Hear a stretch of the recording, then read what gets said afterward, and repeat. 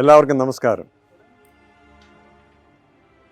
ലോകമെമ്പാടുമുള്ള തിരുസഭ ഒരു വലിയ പെരുന്നാൾ ആഘോഷിക്കുകയാണ്. ഈസ്റ്റർ, ഉയർപ്പ് പെരുന്നാൾ എന്ന് പറയും. മരണത്തെ ജയിച്ച് ഉയർത്ത കർത്താവിനെ സഭ ഓർത്ത് നന്ദി പറയുന്നൊരു അവസരം. എല്ലാ മനുഷ്യർക്കും ഉള്ള ഒരു ഭയമാണ് മരണം. മരണത്തെ മരണം കൊണ്ട് ജയിച്ചതുകൊണ്ടാണ് യേശുവിനെ രക്ഷകൻ എന്ന് പറയുന്നത്.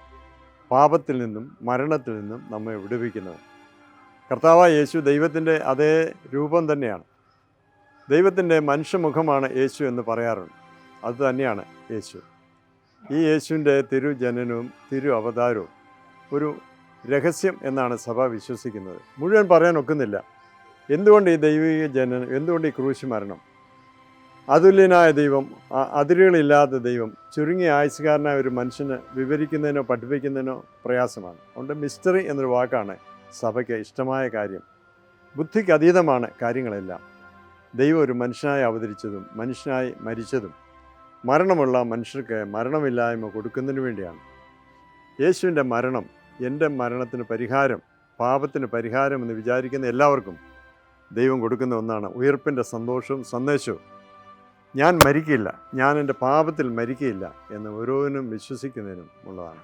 ക്രിസ്ത്യാനിക്ക് വേണ്ടി മാത്രമുള്ള രക്ഷകൻ അല്ല യേശു, എല്ലാവർക്കും വേണ്ടിയുള്ള, മനുഷ്യന് വേണ്ടി മാത്രമല്ല പ്രകൃതിയും കൂടെ ദൈവത്തിൻ്റെ തിരുജനനത്തിൻ്റെ സന്തോഷം, ഉയർപ്പിൻ്റെ സന്തോഷം അനുഭവിക്കുകയാണ്.